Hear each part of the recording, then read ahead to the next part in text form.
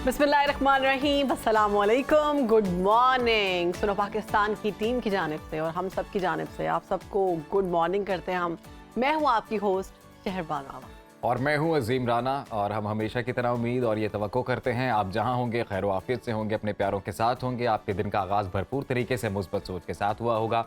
और बात को आगे बढ़ाने से पहले मैं शहर बानो आपको एक दिलचस्प बात बताऊं। वैसे कहा जाता है हर शहर के किसी ना किसी मतलब लोगों के बारे में ना, हर शहर के कोई ना कोई कहावत होती है, बात मशहूर होती है। लाहौरियों के बारे में कहा जाता है यार ये पता ठीक नहीं बताते। आपके साथ हुआ कभी? हाँ, मेरी जब मैं नई लाहौर आई थी तो रिक्शा ड्राइवर क्या करते थे, मुझे एक ही जगह पैसे ज्यादा मांगते थे और एक ही जगह घुमाते रहते थे। मुझे समझ नहीं आती थी, मैं कहती थी 2-3 चौक है जो एक ही शक्ल के हैं। जब थोड़ी देर बाद अंदाजा हुआ एक ही जगह पे घुमाए, एक ही जगह पे मुझे घुमाते थे 40-40 मिनट। मेरे साथ कल एक एक्सपीरियंस हुआ। मैंने एक साहब से एड्रेस पूछना था तो मैंने उनको बुलाया जरा रास्ते में।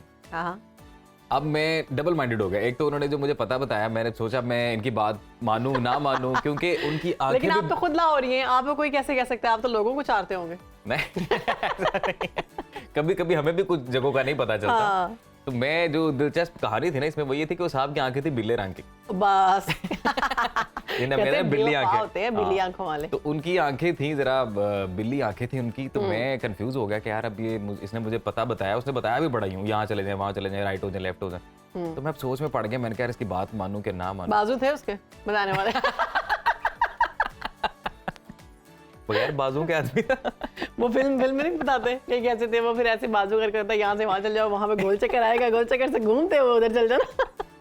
अच्छा, वैसे ये बात ठीक है, आंखों का शख्सियत पर क्या असर होता है, ये भी एक तहकीक है जो कि सामने आई है। ये बात ठीक है कि बिल्ली आंखें वालों की बातें माननी चाहिए। मुझे तो नहीं पता, मैं क्यों किसी के बारे में स्टेटमेंट दूं। अल्लाह की दी हुई चीजें, अल्लाह ने आंखें दी हैं, बड़ी खूबसूरत आंखें। कुछ लोग तो लेंस लगाकर अपनी आंखें वैसे करने की कोशिश करते हैं।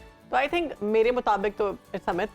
बाकी लेकिन इस पर एक रिसर्च भी है कि किसी भी इंसान की शख्सियत जो होती है वो उसका आईना होता है और जिसका अंदाजा इंसान की आंखों के रंग से लगाया जा सकता है। तो माहिरीन के मुताबिक यानी ब्लैक आइज, काली स्याह आंखों के मालिक अफराद काबिल एतमाद और जिम्मेदार होते हैं, लेकिन ये लोग दूसरों से दोस्ती या प्यार करने के मामले में बद एतमादी का शिकार है। जी, और भूरे रंग की आंखों के मालिक अफराद दुनिया में सबसे ज्यादा तादाद में पाए जाते हैं। वैसे आप गौर भी करेंगे ना तो ज्यादातर जो काली आंखें भूरे रंग की है। दिखाए बुरे मेरी भी बुरी आई थी। बस फिर ये इंतहाई पुरकशिश और पूरे एतमाद होते हैं। क्या बात ये आज़ादी पसंद होते हैं जी, नरम लहजे के मालिक होते हैं, दूसरों का ख्याल रखते हैं, नए दोस्त बनाने वाले होते हैं। और इसके अलावा ये भी कहा जाता है कि भूरी रंग की आंखें जिनकी होते हैं वो जिंदगी में हरदम कुछ नया करना चाहते हैं। वाह वाह वाह, और ये जबरदस्त एतमाद के काबिल भी समझे जाते हैं। इसके साथ ही साथ इसके अलावा ये सादा मिजाज, मस्बत सोच और तहकीकी ज़हन के हामिल होते हैं। अब बात करते हैं नीली आंखों की। नीली आंखों वाली लड़कियां बड़ी फैंटेसी में होती हैं कि वो जो लड़की थी बड़ी लड़के भी तो होते हैं नीली आंखों वाले। लड़की, हाँ, नीली आंखों वाले लड़के और लड़कियां बहुत प्यारी होती हैं, दिखने में तो बहुत प्यारी लगती है। इनकी शख्सियत कैसी होती है ये बताते हैं आपको। ये जो लोग होते हैं मेहरबान होते हैं और फुल ऑफ लाइफ होते हैं, जिंदगी को मुकम्मल तौर पर जीने की कोशिश करते हैं। इंटेलिजेंट भी कहा जाता है। हाँ, ज़हीन भी होते हैं, इंटेलिजेंट भी होते हैं। एग्जैक्टली, इनके जो ताल्लुकात हैं वो देर पा होते हैं, यानी ये फौरन अपने रिलेशंस को चेंज नहीं कर सकते, मतलब लॉयल होते हैं, कमिटेड होते हैं। यस। और ये लोग जो हैं ये ज्यादातर लाइवली होते हैं, मतलब खुद भी खुश रहते हैं और अपने इर्द गिर्द का जो माहौल है उसको भी खुश रखते हैं। yes. तो आंखों के रंगों का इतना असर होता है वैसे। और वैसे आपको पता है शहर बानो इस हवाले से कि पाकिस्तान में आपको कोई नीली आंखों वाला नजर आया या कोई खातून नजर आई है? पाकिस्तान में तो हाँ बहुत लोग नजर आए हैं। ऑब्वियसली बहुत खूबसूरत आंखें हैं लोगों की, माशाल्लाह। अल्लाह पाक ने नॉर्दर्न एरियाज में किसी की भी, हाँ नॉर्दर्न एरिया एग्जैक्टली। और यहाँ पे भी जो कुछ फैमिलीज है लाहौर में भी किसी भी, मतलब मेरी अपने कजन की नीली आंखें। तो पठानों के बारे में ज़्यादा है कि वो उनकी आंखें जो है वो कलर्ड होती हैं, मोस्टली ऐसे ही है। लेकिन अब पंजाबियों में भी ये चीज़ जीन्स में आना शुरू हो गई है। तो मेरे अपने कज़न की भी आंखें हैं नीली। तो कुछ लोगों को नीले के बाद एक और रंग भी है, वो है सब्ज रंग। सब्ज, हाँ, सब्ज रंग वाली जो आंखें होती हैं उनके बारे में कहा जाता है कि ये लोग बड़े पूरे एतमाद होते हैं। बादामी आंखें, बादामी आंखें जो कहते हैं हेजल आइज, बड़ी प्यारी लगती है मुझे हेजल आइज। सबसे ज्यादा प्यारी मुझे लगती है हेजल आइज। वाह वाह। उसमें वैसे आप लेंस भी अगर यूज करें ना हेजल, तो आपकी एकदम से ऐसे लुक चेंज हो जाती है। हाँ बिल्कुल। अब वैसे इस बात पे गुस्सा तो नहीं आ रहा आपको? नहीं, मुझे गुस्सा नहीं आ रहा। अच्छा, अगर आपको कोई रेस्टोरेंट में लेके जाया जाए अजीम, अच्छा ठीक है, और वहाँ पे स्टार्टर में आपको थप्पड़ मारे, माजरत मैं ये वर्ड्स यूज करूंगी। जिस तरह आपने बोला मुझे लगा गुस्सा आपको आ रहा है। नहीं आप पूछे कि आपको स्टार्टर में थप्पड़ मारे आप कहीं यार आ जाकर ना कुछ अच्छा सा मैं कोई स्टार्टर लूंगा, अगर स्टार्टर में कुछ नमकीन खिला दें, सूप पीऊंगा, या फिर मैं ड्रैगन विंग्स खाऊंगा, या फिर मैं फ्राइज खाऊंगा, लोडेड फ्राइज खाऊंगा, हाँ मैं कुछ भी खाऊंगा। आप जाके बैठे हैं रेस्टोरेंट में और वहां पर उन्होंने आपको स्टार्टर दिया, स्टार्टर में 2 चिपड़ों के इतने पैसे, 5 थप्पड़ के इतने पैसे, 7 थप्पड़ के इतने पैसे। बड़ी हैरानकुन क्या खबर है। करेंगे? मैं करूंगा कुछ नहीं, मैं कहूंगा कि मैं अपने व्यूअर्स के साथ ये शेयर करूं। बड़ी हैरानकुन खबर है कि जापान में ये जो हो रहा रेस्टोरेंट है वहां पे बकायदा तौर पर जो है स्टार्टर में थप्पड़ मारे जा रहे हैं, और ये विजुअल्स भी हम आपको दिखा रहे हैं जी। और आप वहां जाएं, वहां पे जो वेट्रेस हैं जो सर्व करती हैं, आप अपनी मनपसंद वेट्रेस से थप्पड़ खा सकते हैं स्टार्टर में। अच्छा, और ये कहानी शुरू कैसे हुई कि एक साहब गए किसी रेस्टोरेंट में खाना खाने? माय गॉड, लुक ये बहुत जोर से मार रही है, मुझे लगा बहुत प्यार से कोई ऐसे वैसे थप्पड़ होगा। नहीं, एक साहब ने शहरबानो बकायदा पैसे दिए अच्छा स्टार्टिंग में ना, कि मुझे थप्पड़ मारो, वेटर को बोला। बस उस वेट्रेस ने उसको थप्पड़ मारा, उसके बाद ये ट्रेंड शुरू हो गया। बस ठीक है, ये दुनिया किस अल्लाह करे ये ट्रेंड पाकिस्तान तक ना आए, वरना तो रेस्टोरेंट ही बंद हो जाएंगे। वरना जिस पे ग्राज है ना, उन्होंने कहना मैं यहाँ पे जाके जॉब करते हैं। नहीं आओ लोगों को थप्पड़ मारते हैं। और आओ तो मैं वहाँ पे आज डिनर करवाऊँ, आज वहाँ पे डिनर पे चलते हैं, आज वहाँ पे लंच करते हैं। वो रेस्टोरेंट बड़ा अच्छा है, फिर उधर जाके स्टार्टर में ऑर्डर स्टार्टर में और ज्यादा वाले 10 थप्पड़ वाला ऑर्डर करके ना, ये आपके लिए, ये मेरी तरफ से। तो जी ये जापान में चल रहा है। तो आपके बाद जापान में स्टाइल है कि वो लाइक झुक कर वो करते हैं, वो भी कर रही है साथ, माशाल्लाह नाइस। हाँ, वो बड़े प्यार मोहब्बत से थप्पड़ मार रहे हैं ना, तरफ जा रहे हैं। वो कहना कि आप साथ माइंड ना कर लें, हम प्यार मोहब्बत से अपनी रिवायत के मुताबिक आपको थप्पड़ मारेंगे। थप्पड़ों के साथ जो आगे इज्जत से झुका जा रहा है और साथ मोहब्बत भी की जा रही है, इससे मुझे सियासत याद आ गई है। मुल्क की सियासत की बात करते हैं तो 8 फरवरी को इलेक्शन होने जा रहे हैं, तैयारियां शुरू हो, सियासत से डर नहीं, तैयारियां शुरू हो चुकी हैं और अभी तक इलेक्शन शेड्यूल जो है वो जारी नहीं किया गया। दूसरा, हल्का बंदियों का मामला मजीद उलझता हुआ दिखाई दे रहा है। मुस्लिम लीग नून ने हल्का बंदियों पर तहफ़्फ़ुज़ात का इजहार करते हुए अदालतों में जाने का ऐलान कर दिया है, जबकि सिंध की जमातों ने भी हल्का बंदियों का मामला चैलेंज करने का फैसला कर लिया है। उधर नून लीग का इलेक्शन में मफामती अमल और इंतखाबी जो सीट एडजस्टमेंट है उस पर सियासी कुव्वतों और क़यादत के साथ मुलाकातों का सिलसिला भी जारी है। बिलावल भुट्टो की बात की जाए तो खैबर पख्तूनख्वा में इंतखाबी मुहिम करने जा रहे हैं, शुरू हो चुकी है जी। और नून लीग पर खूब लफ्जी शैलेंज बिल्कुल। और इलेक्शन में कबल अज़ वक्त धांधली के इल्जामात भी उनकी जानिब से लगाए जा रहे हैं, और इसके अलावा इलेक्शन की शफाफियत पर भी कई सवालात बिलावल भुट्टो ने भी उठाए, और कौमी हुकूमत के क़याम की बाज़गश्त जो है वो दोबारा से सुनाई दी जा रही है। इस वक्त मुल्क की सियासत क्या रुख इख्तियार कर रही है और आइंदा का सियासी मंजरनामा क्या बनेगा, इस पर बात करने के लिए हमारे साथ मौजूद हैं सीनियर सियासतदान मोहम्मद अली दुरानी साहब, और इसके अलावा सीनियर तज्ज़िया कार नज़ीर लगारी भी हमें ज्वाइन करेंगे कुछ देर में। तो सबसे पहले बात कर लेते हैं जी, मोहम्मद अली दुरानी साहब हमारे साथ मौजूद हैं। मोहम्मद अली साहब, बहुत शुक्रिया आपके वक्त का। ये कहिएगा कि पिछले दिनों सियासी मंजरनामे में आप भी काफ़ी मुतहरिक हमें दिखाई दिए, फिर अचानक सियासी मैदान में आए, अचानक गायब हो गए, तो इसकी क्या वजह बनी? बिस्मिल्लाहिर्रहमानिर्रहीम। देखिए, मैं तो सियासत में मेरे अपने ख्याल में मतलब मेरी अप्रोच जो होती है वो पब्लिक इंटरेस्ट ओरिएंटेड होती है, क्योंकि मेरा कोई डायरेक्ट पॉलिटिकल स्टेक्स ऐसी नहीं है कि जिनको प्रोटेक्ट करने के लिए मैं पॉलिटिक्स में एक्टिव हूँ। तो जहाँ जरूरत महसूस होती है कि यार मुल्क में अब ऐसी सी, तो वो मैंने बताया कि मैं कोई अपनी सियासत करने के लिए तो सियासी मैदान में आता नहीं। मैं तो जहाँ नेशनल मेरे ख्याल में I can be I'm humble, लेकिन मेरा ये है कि जहाँ मुझे लगता है कि नेशनल इंटरेस्ट को ज़रूरत है कि हम कुछ ऐसे इनिशिएटिव्स लें जिसके नतीजे में मुल्क के अंदर जो मौजूद स्ट्रेसेस हैं वो कम हों, या मुल्क की मईशत के लिए कोई मुस्बत रोल प्ले किया जा सके, तो मैं ज़रूर इन करता हूँ। और आपने देखा होगा कि इस अरसे में मैंने मफाहमत के लिए एक बहुत फिजा बनाई है, उसके रिजल्ट्स भी आए।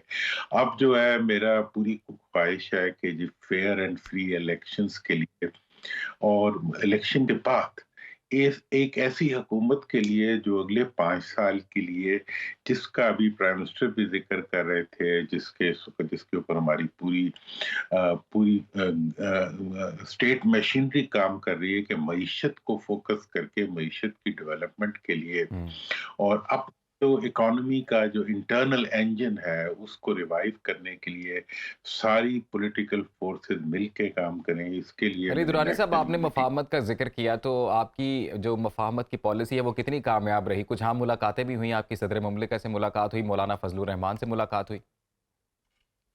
और भी बहुत से लोगों से हुई, लेकिन मैं इसमें मफाहमत के बारे में देखें इतनी जो अचीवमेंट मुझे नजर आ रही है वो ये है कि एटलीस्ट अल्फाज की हद तक तो मफाहमत का इस्तेमाल बढ़ हम्म। गया है सही। और लोग इसका जिक्र भी करते हैं। मियां साहब ने वापस आके अपनी स्पीच में भी इसका जिक्र किया और एक ओवरऑल इसके साथ ही पीटीआई की तरफ से भी इसके ऊपर कुछ मुस्बत इकदाम लिए गए और उनकी लीडरशिप की तरफ से ये इंस्ट्रक्शंस दी गई कि मुल्की इदारों के खिलाफ जलसों में और बाहर और अंदर कहीं भी कोई बातचीत ना की जाए। ये मेरी उनसे डिमांड भी थी ठीक। कि पाकिस्तान और फौज को जो है वो पॉलिटिकल जो है कन्फ्रंटेशन में से निकाल हम्म। दिया जाए। मोहम्मद अली साहब, बिलावल भुट्टो सरदारी साहब बार बार इलेक्शन में सिलेक्शन का खदशा जाहिर कर रहे हैं। आपने भी यही बात की कि सियासतदानों को सेलेक्ट नहीं होना चाहिए, इलेक्ट होना चाहिए। तो कौन सेलेक्ट होने जा रहा है या कोशिश कर रहे हैं? देखिए जी, इस वक्त कोशिश से ज्यादा तो इस चीज का इजहार किया जा रहा हम्म। है। मतलब पीएमएलएन की लीडरशिप की तरफ से और उनकी पार्टी की तरफ से एक गैर जरूरी माहौल बनाया गया कि जैसे वो फोर्थ टाइम प्राइम मिनिस्टरशिप के लिए खुद आ रहे हैं। मतलब इलेक्टोरल प्रोसेस के बजाय उन्होंने सिलेक्ट प्रोसेस के तहत आने का माहौल बनाया और वो उसके लिए डिफरेंट इकदाम भी ऐसे किए गए जिससे ये तासुर बना। इसके ऊपर मैंने डेफिनेटली ये बात कही थी कि इसका उनकी जो माजी की सियासत है और जो उनकी मुस्तकबिल की सियासत है हम्म। उस पे एक मनफी असर जी। मुरतब हो रहा है। मतलब जो उन्हें पाकिस्तान आना चाहिए था as a candidate for for any post in Pakistan या पाकिस्तान के इलेक्टोरल प्रोसेस के अंदर एक उम्मीदवार के तौर पे आना चाहिए जिसने अवाम की ताकत से इक़्तिदार में आना, और बजाय इसके कि अवाम के ऊपर इस तरह आके गिरा जाए कि जैसे वो अपनी किसी और ताकत के जरिए अवाम के ऊपर गालिब होने जा रहे हैं। तो ये मेरा एक कंसिडर्ड ओपिनियन था जो मैंने दिया। और इस वक्त भी लेवल प्लेइंग फील्ड अवेलेबल नहीं है हम्म। ग्राउंड के अली ऊपर। दुरानी साहब, इसकी कहाँ पर वजह नहीं है से एग्जैक्टली अगर आप पॉइंट आउट करें, किस जमात के लिए नहीं है? देख, हाँ, मैं एक पीटीआई के लिए नहीं है, वो लोग बहुत इसके पीपल्स ऊपर पार्टी शोर के लिए। मचा रहे हैं, को रिफ्लेक्ट कर रहा है और पीपल्स पार्टी भी इसके ऊपर बात कर रही है जी हाँ। डेफिनेटली उनके लिए। लेकिन मेरा ये ख्याल है कि पीपल्स पार्टी और नून और जेयूआई इनकी तो आपस में कंप्लीट अंडरस्टैंडिंग हम्म। है, लेकिन वो एक जिसे कहते हैं ना कि पब्लिक दुरानी साहब, कुछ कंजम्पशन की। इत्तेहाद भी हो रहे हैं इस सारी सूरत हाल में इलेक्शंस के लिए। उन इत्तेहाद को आप कैसे देख रहे हैं? और एक दावा आपकी जानिब से किया गया कि तहरीक इंसाफ से मफाहमत का आगाज़ कर दिया गया है, जबकि चेयरमैन पीटीआई की जानिब से इस हवाले से खबरें आई हैं कि ना कोई मुज़ाकरात हुए हैं, ना कोई मफाहमत हुई है, ना कोई बात हुई है। देखिए, होने का तो मैं नहीं कह सकता। मैं ये समझता हूँ कि जब मैं पीटीआई की पूरी लीडरशिप से मिला था, मैंने उनसे डिमांड किया था कि आपको सर्टेन कॉन्फिडेंस बिल्डिंग मेजर्स करनी चाहिए और उसके हम्म। बाद इकदाम ऐसे आपकी पार्टी की तरफ से नहीं होने चाहिए जिसमें आप इदारों को क्रिटिसाइज ना करें। आपके बाहर बैठे हुए लोग जो हैं वो वहां से पाकिस्तान के इदारे और पाकिस्तान के खिलाफ मुजाहरे ना करें, बातें ना करें। तो इस चीज को उन्होंने एक्नॉलेज किया और जी। उन्होंने अपनी पार्टी लीडर को ऑर्डर्स दिया और उनके जलसों में नारे भी लगे पाक फौज के हक में और बाकी भी इकदाम हुए। क्योंकि ये इस इन्हीं इन्हीं इकदाम के जरिए माहौल ठीक होता है ना। आप खामखा से आप सियासत कर रहे हैं तो सियासी पार्टियों के खिलाफ करें ना, अपने इदारों के ऊपर तो ना चढ़ अली दौड़े। दुरानी साहब, अभी नून तो लीग तो इस ये भी कह रही है जी कि अगर सादा अक्सरियत नहीं मिलती इंतखाबात में तो वो ऑपोजिशन में बैठने को तरजीह देंगे। तो क्या लगता है आपको, सादा अक्सरियत हासिल कर लेंगे? देखें जी, इस वक्त की सूरत हाल में तो जो अब तक फील्ड रिपोर्ट्स हैं, जो सप्रेशन एक पार्टी पे की गई है उससे उसकी पॉपुलैरिटी ऊपर जा रही है। सही।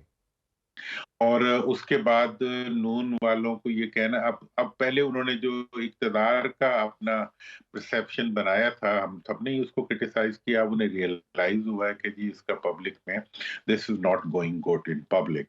तो अब उन्होंने ये वाली जो स्ट्रेटेजी बनाई है, ये बेहतर स्ट्रेटेजी है कि वो अपने आप को एक कैंडिडेट के तौर पे पेश करें, लेकिन हम्म, इससे आगे बढ़ते हुए जो लीड उनकी जिम्मेदारी बनती है वो ये है अभी कि अली वो दुरानी साहब, अगर अभी उनको नवाज शरीफ जल्सों साहब की के इजाजत मुकदमा तो अदालत में है, अल अजीज़िया अभी जो है वो इस्लामाबाद हाई कोर्ट उसको सुनने जा रही है। तो ये कहिएगा कि ताहयात नाअहली का जो अभी मामला है वो भी जूं का तूं है। अगर नवाज शरीफ जो है वो ताहयात नाअहल रहते हैं, मफरूज़े के तौर पे बात करें, तो फिर आपको क्या लगता है कि उनकी नाअहली की सूरत में नून लीग के कौन कैंडिडेट हो सकते हैं वज़ीर आज़म की कुर्सी के लिए? देखें, वो तो उसके लिए तो अब देखें, नाअहली का जहां तक ताल्लुक है, इस वक्त पीटीआई की से गुजर रही है, नून की भी उसी में से गुजर रही है, जी, जी। लेकिन इस वक्त इलेक्शन का इश्यू जो है वो रिलेटेड पार्टीज को लेवल प्लेइंग फील्ड नहीं दिया जा रहा। मतलब नून के जलसे हो रहे हैं और जी हाँ। पीटीआई की कुर्सियां पुलिस आके नहीं जा रही।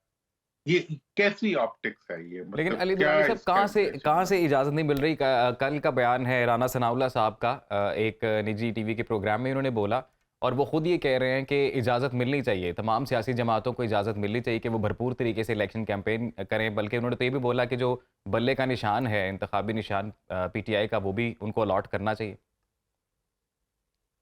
देखिए ये बात देखें, अब ये वो बातें हैं ना, मैं तो खैर आपको अगर रिकॉर्ड में जाए, मैं तो ये सारी बातें पहले कह चुका हूँ। हम्म, उसी तरफ सब लोग आ भी।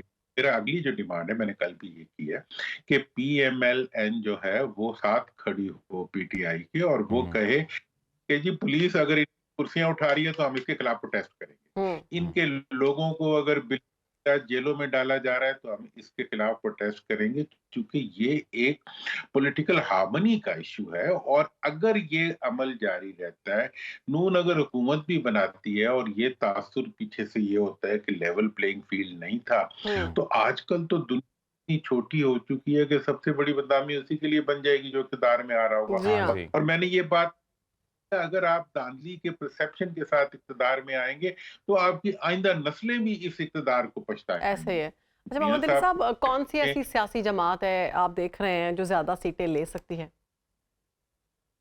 देखें जी, आजकल के जो सर्वेज आ रहे हैं और जो रिपोर्ट्स आ रही हैं उसके मुताबिक तो ये है कि पीटीआई की पॉपुलैरिटी के ग्राफ कॉन्स्टेंटली ऊपर जा रहा है। जितना हम्म, सप्रेशन बढ़ रहा है उतनी पॉपुलैरिटी बढ़ रही है। और इलेक्शन का जहां तक सवाल है, मैंने तो ये बात पहले भी कह दी है, अब दोबारा भी कहूंगा कि अगर किसी वजह से भी इलेक्शंस को पोस्टपोन कराने की कोशिश की गई, हुँ, हम्म, तो इसकी सारी जो है वो तीन पार्टियों पे आएगी, नून, पीपल्स पार्टी और जेयूआई। जी। हम्म, वो अवाम की नज़र में वो इस चीज के जिम्मेदार होंगे, क्योंकि प्रीवियस गवर्नमेंट और इस वक्त जो अबूरी हुकूमतें चल रही हैं ये सारी उन्हीं की बनाई हुई हैं। ठीक। और उनकी बनाई हुई हुकूमत जो है वो इस वक्त इनेक्ट है, इसलिए जिम्मेदारी भी उन्हीं पे आएगी इलेक्शन को कराना, फेयर एंड फ्री करवाना और बिल्कुल फेयर उसके एंड फ्री पूरे इलेक्शन माहौल करवाना ये को इलेक्शन गार्ड कमीशन कर। की जिम्मेदारी है और मियां होने भी साहब, चाहिए। बहुत शुक्रिया। मियां मोहम्मद इस अली दुरानी साहब हमारे साथ मौजूद थे और तज्जिया पेश कर रहे थे और आपकी जानिब से ये कहना था कि फेयर एंड फ्री इलेक्शन होने चाहिए। बिल्कुल, और तमाम सियासी जमातों को लेवल प्लेइंग फील्ड भी दी जानी चाहिए, ये भी उन्होंने बोला। तो जी अभी शामिल करेंगे ब्रेक, आप कहीं मत जाइएगा, देखते रहिए सुनो पाकिस्तान। सुनो पाकिस्तान।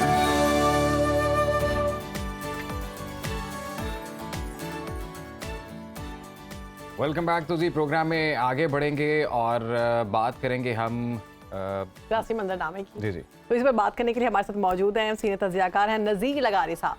बहुत शुक्रिया सर आपके वक्त का। इलेक्शन में हम देख रहे हैं 2 माह रह गए हैं और जो सिचुएशन है वो आपके सामने है। अभी तक इंतखाबी शेड्यूल जारी नहीं किया गया और हल्का बंदियों का मामला भी अदालतों में जाने लगा है। हल्का बंदियों का मामला कितनी शिद्दत इख्तियार करता हुआ आपको दिखाई दे रहा है? देखें, अगर इलेक्शन कराने वाली अथॉरिटी इस बात पर राजी है कि इलेक्शन हो तो कोई चीज़ भी रुकावट नहीं बन सकती है। और मुख्तलिफ ताकत के मराकज़ में मुख्तलिफ हैसियतें रखने वाली मुख्तलिफ मनासिब और ओहदे हैं जहाँ से ये हो सकता है कि इलेक्शन वक्त पर हों और यकीनन होने चाहिए और हम्म, कोई दूसरा ऑप्शन है नहीं। और अगर ताख़ीर की जाती है तो ताख़ीर सब एक ही तरफ इशारा करेंगे कि जनाब ताख़ीर इसलिए हुई है। जी लोग नहीं कहेंगे कि जनाब इलेक्शन में ताख़ीर की वजह पैसा ना होना था, या ये नहीं कहेंगे कि जनाब ताख़ीर की वजह जो है वो इंतखाबी ज़ोरदारियाँ थीं, या ये नहीं कहा जाएगा कि इंतखाब वो उसमें जो है लोगों की अपीलें पड़ी हुई थी। ये सारी चीज़ें जाएंगी कि जनाब ये फलां जगह से जो है इशारा नहीं मिल रहा था, इसलिए इलेक्शन नहीं हुआ है। और इलेक्शन का फ़ायदा या नुकसान वो किसी ख़ास शख्सियत के बारे में नहीं सोचा जाना चाहिए कि हम्म। फलां को जीतना है और फलां को हारना है। इलेक्शन कराना चाहिए और फैसला लोगों को करने दें। लोग जब फैसला करेंगे तो वो फैसला दुरुस्त ही होगा, खुद उनके लिए होगा वो। हम्म। लगारी से भी बताइएगा कि पीपल्स पार्टी एमक्यूएम जीडीए के बाद अब जेयूआईफे की अगर हम बात करते हैं तो उन्होंने वाजे किया है कि अगर 2018 की तारीख दोहराई गई तो फिर मजामत करेंगे। तो सियासी जमातें इलेक्शन की शफाफियत पर सवाल उठा रही हैं पहले ही। तो जाहिर है अगर ये तारीख मौलाना फजल रहमान पर किस लिए इत्तेहाद की उन्होंने मियां नवाज शरीफ से, कौन है इस वक्त जो आपको लाडला नजर आ रहा है? जी। मौलाना फजल रहमान बताएंगे, वो ये बताएंगे कि इस वक्त किसको देख रहे हैं कि इक़्तिदार की तरफ बढ़ रहे हैं, कौन सी जमात जो है वो उसको उसके लिए राह हमवार हो रही है। जी जी। मौलाना फजल रहमान ये भी बताएं ना, और जो बाकी जमातें हैं वो भी ये बताएं ना कि किसके बारे में वो कह रहे हैं कि जनाब तारीख दोहराई गई। क्या उनको लग नहीं रहा है कि किस तरह से तारीख दोहराई जा रही है जी हाँ। और लाडला प्लस कहा जा रहा है? ये तो सब नजर आ रहा है और मौलाना फजल रहमान उसे इत्तेहाद कर रहे हैं। जीडीए लगारी जो है साहब, लाडले तो तब्दील होते रहते हैं पाकिस्तान में। नून लीग ने वाजे कर दिया है कि अगर सादा अक्सरियत ना मिली तो अपोजिशन में बैठेंगे। क्या लगता है आपको, नून लीग इलेक्शन में सादा अक्सरियत हासिल कर पाएगी? नहीं, मसला ये है कि सादा अक्सरियत हासिल करना वो भी एक मोजज़ा होगा। बात यह है कि कौन सी कारकर्दगी की बुनियाद पर जो है वो अपना ये दावा लेकर जाएंगे लोगों के पास कि जनाब हमने ये आसमान से तारे, वो बताते हैं कि हमने पिछली सदी में ये बड़ा काम किया था, उससे पिछली सदी में ये बड़ा काम किया था। छोड़ दें इस बात को, आप जाएं कि आपने पिछले 18 महीने में क्या किया था, पाकिस्तान के लोगों को क्या दिया था, और आप एक एक वजारत का अलग अलग से हिसाब लेकर लोगों के सामने जाएं। पता चल जाएगा कि आपने क्या किया मईशत के साथ, सियासत के साथ, सियासी अमल के साथ, और किस तरह से। और ये ऐसा नहीं है कि सारी जिम्मेदारी इन पर है, सारी जिम्मेदारी उन लोगों पर है जो सियासी अदम इस्तेहकाम चाहते थे और उन्होंने सियासी अदम इस्तेहकाम पैदा किया। वो क्या क्या क्या सूरत हाल थी, कौन लोग थे जिन्होंने कहा था कि 9 मई होना चाहिए, किस तरह से ये वाकयात हुए? क्या वो सियासी अदम इस्तेहकाम नहीं करते? कौन थे जो असम्बलियां तोड़ रहे थे? वो सियासत में इस्तेहकाम नहीं कर रहे थे। कौन थे जो कह रहे थे कि हम असम्बलियों में नहीं जाएंगे और वहां से इस्तीफे देकर आ गए थे? तो ये लोग भी जिम्मेदार थे और जिन लोगों ने अपनी कारकर्दगी नहीं दिखाई वो भी जिम्मेदार थे। ये सारी की सारी सूरत हाल ये है, इस वजह से कोई भी कतई अक्सरियत हासिल नहीं कर पाएगा। और ये सूरत हाल सियासत के लिए अच्छी हो या बुरी हो, मजमूई तौर पर अगर सियासत में लॉजिक ने, अकल ने और प्रवेल किया तो ये मिलकर ऐसी हुकूमत बनाएंगे जो मुस्तहकम हो। अगर ऐसा नहीं हुआ और अगर कोई पार्टी अक्सरियत हासिल ना कर सकी और फिर इसी तरह से ढींगा मुश्ती होती रही तो पाकिस्तान का भी नुकसान होगा। और जो लगारी साहब, इदारे आप इंतखाबात के बाद एक कौमी हुकूमत बनते देख रहे हैं? नहीं, ये हमारी ख्वाहिश हो सकती है, लेकिन एक बात तय करके कि इस मुल्क में 2-4 चीजें नहीं होंगी।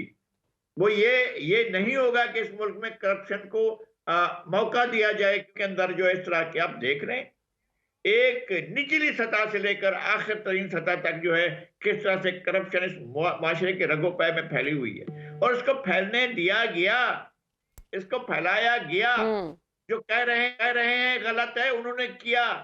जो कह रहे हैं करप्शन नहीं होनी चाहिए, उन्होंने करप्शन को फरोग दिया। जो जहां जहां बैठ कर हिसाब कर रहे हैं और वो खुद काबिल हिसाब है। लगारी साहब, इस दफा हम ये देख रहे हैं कि इलेक्शन में 2 माह हम बाकी रह गए हैं, लेकिन इस बार कोई इलेक्शन का माहौल बनता हुआ दिखाई नहीं दे रहा, ठंड सी दिखाई दे रही है। क्या वजह है, क्यों अभी तक पार्टी सीरियस नहीं है?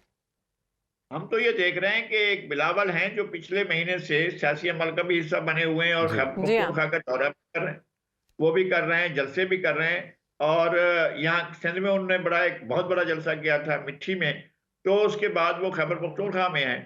तो हमें अंदाजा नहीं है जरदारी साहब को या बिलावल साहब को ये मालूम नहीं है कि इंतखाबात जो है सिर्फ खैबर पख्तूनख्वा में नहीं होने हैं, वो पंजाब में भी होने हैं। वो सिंध में, जाहिर है सिंध में वो बहुत ईजी हैं और इसलिए वो उसको ज्यादा नहीं ले रहे हैं। वो बलूचिस्तान गए थे, अपनी पार्टी की उन्होंने जो सालगिरह है वो वहां पर मनाई थी।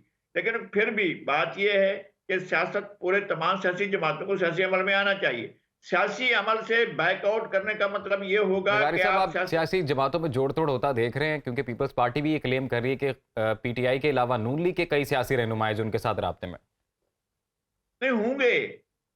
सियासी रहनुमा उनके साथ राब्ते में होंगे और होना चाहिए। सियासी लोगों को मिलजुल कर काम करना चाहिए और इलेक्शन के अमल में जाएं, इलेक्शन में हिस्सा लें, इलेक्शन में अपना जो भी उनकी अवाम की में मकबूलियत हो उसका इजहार होना चाहिए। उसमें इंजीनियरिंग नहीं होनी चाहिए, धांधली नहीं होनी चाहिए। सही। अवाम को फैसला करने दें और उसके बाद जो भी हुकूमत बनाने की पोजीशन में हो वो हुकूमत बनाए। जो अक्सरती पार्टी हो उसको दावत दी जाए कि वो अपनी हुकूमत बनाए। ये ना हो कि जनाब पहले इंतजार करें, मैनेज करें और लाडले को जो है मौका दें, उसके जहाज उड़ें, वो सब कुछ करें और फिर उसके बाद कहें जी थाली में पेश करें, ये लीजिए, और 2 साल के बाद वही आपके लिए नाकाबिल कबूल हो जाए या खुद अपने आप को ऐसा कर साबित कर दे कि जनाब उससे गलती हो गई है जिन लोगों ने इनको लाने के लिए किया था। ये नहीं होना चाहिए। कल ये ना हो कि कल एक लाडले को लाया गया और मालूम हुआ कि वो कुछ डिलीवर करने के काबिल नहीं है, कुछ भी डिलीवर करने के काबिल नहीं है। अब जिसको दोबारा लाने के लिए आप वो राह हमवार कर रहे हैं, अगर वो भी इस काबिल ना हुआ तो फिर क्या रास्ता निकलेगा? तो मैं कहता हूँ सियासत की ठीक। नाकामी रियासत की नाकामी है। अगर सियासत को नाकाम करने का सियासत की नाकामी, रियासत की नाकामी। अब बहुत शुक्रिया, बहुत अच्छी बात की आपने नज़ीर लगारी साहब, आपने अपना वक्त दिया, बहुत शुक्रिया और तज्जिया दे रहे थे तमाम सिचुएशन पर जो इस वक्त इलेक्शन से देख रहे हैं आप। जी बिल्कुल, और यहाँ पर हम शामिल करेंगे ब्रेक के बाद वापस आएंगे, मजीद अहम खबरें आपके साथ शेयर करेंगे। देखते रहिए सुनो पाकिस्तान।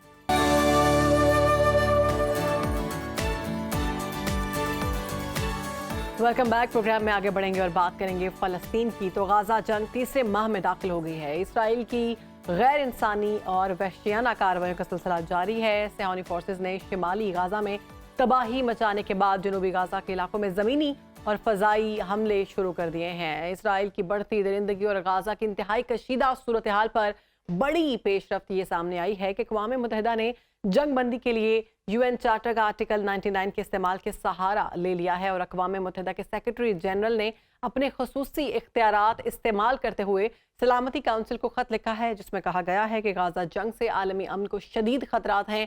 सलामती काउंसिल जंग बंदी पर जोर दे, आर्टिकल 99 के इस्तेमाल पर इसराइल भड़क उठा है और सेहोनी वज़ीर आज़म ने हर्जा सराई करते हुए सेक्रेटरी जनरल को हमास का हामी करार दे दिया है और उन्हें आलमी अमन के लिए खतरा करार दे दिया। जी बिल्कुल, इसी तमाम सूरत हाल पर बात करते हैं। हमारे साथ मौजूद हैं आलमी अमूर के माहिर प्रोफेसर हुसैन आलम साहब।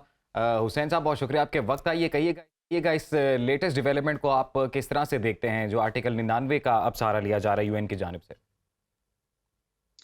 हाँ जी बिल्कुल, ये जो सिचुएशन है इसने पूरी दुनिया को अपनी लपेट में आहिस्ता आहिस्ता लेना शुरू किया है और इसके ऊपर जो आलमी सियासत के बड़े हैं, दुनिया चूँकि बाइपोलर है और बल्कि ट्राइपोलर है, तो इसके अंदर पूरी दुनिया के अंदर तशवीश पाई जाती है। अभी आप देखें कि इसराइल ने पिछले चंद दिनों के अंदर जो फ़लस्तीनियों का कत्लेआम किया है उसके नतीजे में बैनुल अक़वामी ताकतों को नज़र आ रहा है कि हमारे अंदर के हालात जो हैं नॉन स्टेट एक्टर्स की वजह से ख़राब हो रहे हैं। अमेरिका के अंदर कल की खबर है कि एक ज्यू को किसी ने हमला करके ज़ख्मी किया है। इसी तरह डेनमार्क के अंदर भी ये सिचुएशन चल रही है और ये दहशतगर्दी का दरवाज़ा और नर्सरी खोलने के मुतरादिफ है कि जिन्हें आपने मारा है और इसका नतीजा ये निकलेगा कि आपके इंटरनल थ्रेट्स बढ़ जाएंगी। तो अभी सिचुएशन है कि पूरी दुनिया के अंदर चूंकि बड़ी ताकतें आशीर्वाद देकर अपने अपने लोगों को खिलाती हैं, नॉन स्टेट एक्टर्स यहाँ पर भी अमल कर रहे हैं जिसमें हमास है, हिजबुल्लाह है या इजराइल है, तो वो पीछे से डोरियां कहीं और से हिल रही हैं। तो मैं इसको ये समझता हूँ कि इसको जल्द अज जल्द वाइंड अप किया जाना ज़रूरी है, वरना पूरी दुनिया के अंदर आलमी अमन खतरे में पड़ेगा। बैनुल अक़वामी तौर पे मईशत तबाह बर्बाद हो चुकी है और इससे कोई भी मुल्क बचेगा नहीं। आइदर अमेरिका, आइदर इजराइल और मुस्लिम वर्ल्ड या चाइना है या ब्रितानिया है, इसके असरात सब तक पहुंचेंगे और नफरतों से आप नफरतें ख़त्म नहीं कर सकते। आपको कहीं ना कहीं अपना बैनुल अक़वामी किरदार अदा करना पड़ेगा। इससे पहले हुसैन आलम साहब, क्या अब सलामती काउंसिल इसराइल को जंग बंदी पर मजबूर कर पाएगी? सलामती काउंसिल का पिछला भी आपके सामने है कि बहुत ज्यादा बाइंडिंग नहीं होती। जब आप आलमी अमूर की बात करते हैं या बैनुल अक़वामी ताल्लुकात के तनाजुर में देखते हैं तो हर मुल्क अपनी जगह पर एक सॉवरन स्टेट है, उसके ऊपर बाइंडिंग नहीं होती, लेकिन प्रेशर जितने बिल्ड कर दिए जाते हैं। अब अगर अमेरिका या दीगर ताकतों को, रशिया को या बाकियों को लगता है कि इससे हमारा नुकसान होगा, तो यकीनी बात है कि वो अक़वाम मुत्तहिदा के थ्रू ऑपरेट करके कहेंगे कि अब जंग बंदी की ज़रूरत है। और ये ज़रूरी भी है कि अगर इसको आपने समेटना है या किसी लिमिट में रखना है, तो फिर आपको अक़वाम मुत्तहिदा के ज़रिए ही ऑपरेट करना पड़ेगा। ठीक। प्रोफेसर साहब, सलामती काउंसिल की जो कार्रवाई है उसके बावजूद इसराइल जंग बंद नहीं कर रहा। इस सारी सूरत हाल में मुज़ाकरात की मेज़ पर लाने के लिए क्या कुछ किया जा सकता है? क्या आएगा मुज़ाकरात की मेज़ पर जो सूरत हाल हम देख रहे हैं? ऐसा है कि अगर आप हमास को देखें तो उनके पीछे जितने लोग खड़े थे वो उस तरीके से तो नहीं अपना रोल प्ले कर सके जैसे आप ईरान की बात करते हैं या मुसलमान दुनिया से एक्सपेक्ट करते थे कि वो बहुत ज़्यादा कुछ करेंगे। लेकिन पब्लिक प्रेशर ने हमास को तक़वियत दी है और अभी कल खालिद मशअल का बयान था कि वो पाकिस्तानियों के बड़े शुक्रगुज़ार हैं। उन्होंने हमारी एक सियासी मज़हबी जमात के रहनुमा का शुक्रिया अदा किया। उससे पहले हमारी एक और सियासी मज़हबी जमात है, उसने बहुत बड़ा यहाँ पे रोल प्ले किया लाहौर में, कराची में। तो मैं समझता हूँ कि ये जो प्रेशर्स हैं, ये इसराइल को और जो मुआशी बायकाट है, उसने बहुत ज़्यादा रोल प्ले किया है और अभी भी हमास के पास बहुत सारे इसराइली कैदी मौजूद हैं, उनकी फैमिलीज़ के प्रेशर हैं। इससे पहले हमास ने जो स्ट्रेटजी अपनाई थी उसके रिजल्ट में इजराइल के अंदर नेतन्याहू की बहुत ज्यादा पॉलिटिकल डिफेमेशन हुई है। प्रोफेसर साहब, सेक्रेटरी जनरल के जो इकदाम सामने आया है आर्टिकल के हवाले से, इसराइल उस पर बड़ा भड़क उठा है और एंटोनियो गुतेरेस को भी उसने आलमी अमन के लिए खतरा करार दे दिया। तो ऐसी सूरत में क्या सूरत हाल देख रहे हैं आप? अब क्या होगा? मैं ये समझता हूँ कि कोई भी ऐसी ऑर्गेनाइजेशन या जिसका प्रेरोगेटिव है कि दुनिया में अमन कायम करे, उन सब का पॉइंट ऑफ व्यू यही होना चाहिए क्योंकि अनऑफिशियली 20,000 और वैसे जो ऑफिशियल फिगर्स हैं 17,000 17,500 लोग शहीद हो चुके हैं। दूसरी तरफ इसराइल का भी नुकसान बहुत ज्यादा है। तो यकीनी बात है कि जब कोई किसी को मजबूर करता है तो फिर वो उसे बुरा भला तो कहेगा। कि हमारी पूरी दुनिया के अंदर ऐसा चल रहा है कि हम मज़हब की बुनियाद पर, सियासत की बुनियाद पर नफ़रतें क्रिएट करते हैं। तो अगर इज़राइल इसके ऊपर कोई ऐसा रिएक्शन दे रहा है एंटोनियो गुतेरेस के बारे में, जी तो बिल्कुल, वो अभी जो नेचुरल लेटेस्ट है। डेवलपमेंट अक़वाम आलम को इस मामले पर तवज्जो देनी चाहिए और इसका मुस्तकिल हल निकालना चाहिए। बहुत शुक्रिया आपका हुसैन आलम साहब, आपने वक्त दिया सुनो पाकिस्तान को। यहाँ पर हम शामिल करेंगे ब्रेक।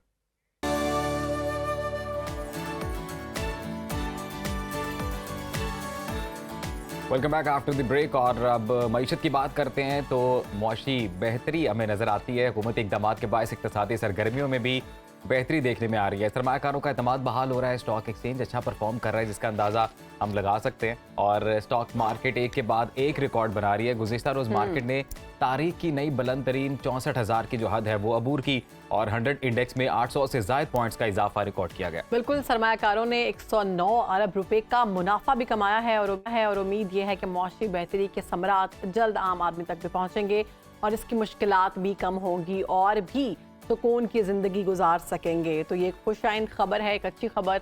हवा का झोंका एक आया, कारोबारी बरादरी का एतमाद बहाल हो रहा है। हाँ। और उसके बाद हम देखते हैं कि स्टॉक एक्सचेंज में बेहतरी देखने में आ रही है और रुपया भी जो है वो अच्छा परफॉर्म कर रहा है एज कम्पेयर टू डॉलर। तो हम ये उम्मीद कर रहे हैं कि आने वाले दिन ज़्यादा बेहतर हों होपफुली, क्योंकि IMF के साथ जो एक हमारा मुआहदा है वो भी तय हो चुका है और फिर दोस्त ममालिक की जानिब से भी जो इन्वेस्टमेंट है उसके हवाले से भी अच्छी खबरें आ रही हैं। और ये जो बहुत हमारा ज़रूरी था मौजूदा इस सारी सेटअप है सिचुएशन में, गवर्नमेंट इस का, तरह उन्होंने का भी एक्शंस स्टॉक- लेने स्टार्ट किए जी हैं। हाँ, और इस तरह की सारी सिचुएशन में स्टॉक मार्केट की जानिब से अगर इस तरह की कोई मुस्बत से खबर आए तो एक हवा के झोंके की सूरत में ये काम करता है। तो एक और अच्छी खबर है जो आपके साथ शेयर करेंगे कि पाकिस्तान का तरक्की और खुशहाली की जानिब एक और सफ़र आगे बढ़ चुका है। पाकिस्तान ने इलाकाई राबतों में अहम संग मील अबूर कर लिया है और सड़क के जरिए किर्गिस्तान तक तिजारत शुरू हो चुकी है। अक़वाम मुत्तहिदा के ट्रांसपोर्ट इंटरनेशनल ऑकिस जो सिस्टम है उसकी मदद से ये कामयाबी का सिलसिला आगे जारी हुआ है और 2 ट्रक्स पर मुश्तमिल बरामदी कार्गो जो है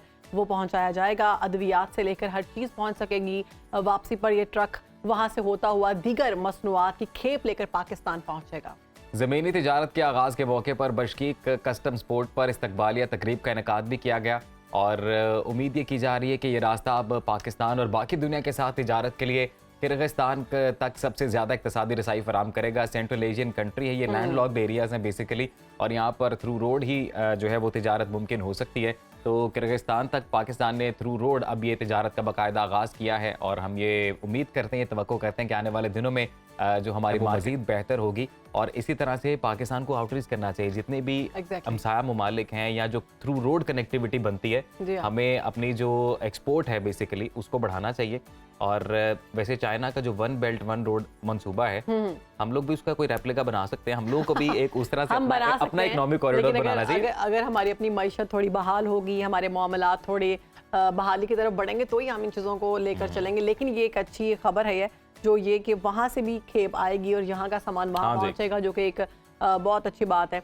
और इसमें ट्रेड में भी इजाफा होगा। ऐसे भी और शहर बानो इससे ना पीपल टू पीपल कांटेक्ट भी बढ़ता है। जी हाँ, मतलब जब ममालिक के रास्ते खुलते हैं, बॉर्डर्स आपके लिए खुलते हैं, तो फिर और भी तरह के मतलब कल्चरल एक्सचेंज प्रोग्राम्स होते हैं। किसी भी मुल्क की तरक्की के लिए तिजारत जो है वो बड़ा अहम किरदार अदा करती है। तो ये एक और अच्छी खबर थी जो आपके साथ शेयर की। इसके बाद बताएंगे आपको एक इंतहाई मामला।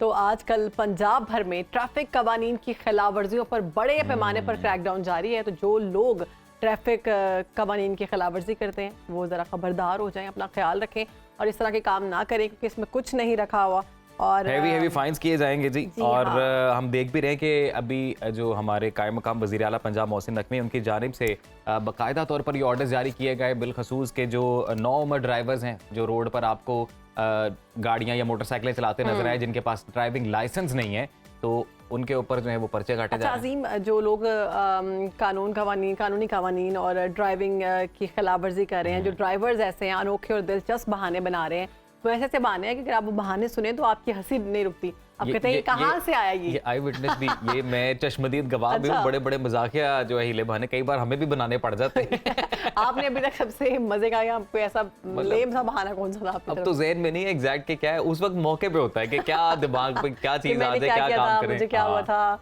मैंने क्यों बैठ। अच्छा, वैसे मैं शहर वालों, ये नहीं कि मैं चलो एक लाइव प्रोग्राम है तो इसलिए बात करूं, लेकिन मैं हद कोशिश ये करता हूं कि कोई ऐसी गलती ना ही हो कि जिसके ऊपर जो है ना वो ट्रैफिक पुलिस अफसर जो है वो आपको रोके और चालान करे। अभी आपने प्रिविलेज लिया मीडिया पर्सन होने का, जर्नलिस्ट होने का, कि आपने एक तो आपने इशारा क्रॉस कर दिया। मेरे दोस्त इस बात पे हैरान होते हैं जब मैंने उन्हें बताया कि मेरा जिंदगी में अब तक जब से मैंने ड्राइविंग स्टार्ट की है एक बार मेरा चालान हुआ है, बस एक बार मेरा चालान हुआ है। और उसके अलावा हाँ जी, मैं मतलब सारी चीजें फॉलो करता हूँ। आप लोग अपने ड्राइविंग लाइसेंस बनवा लें और आईडी कार्ड पास रखें। हाँ जी, आपके जो गाड़ी के डॉक्यूमेंट्स है पास रखें। राना साहब की बात से मुझे ये ख्याल आया कि हम सबको रूल्स एंड रेगुलेशन का खास ख्याल रखना चाहिए और जो बहाने बनाए जाते हैं वो देखते हैं।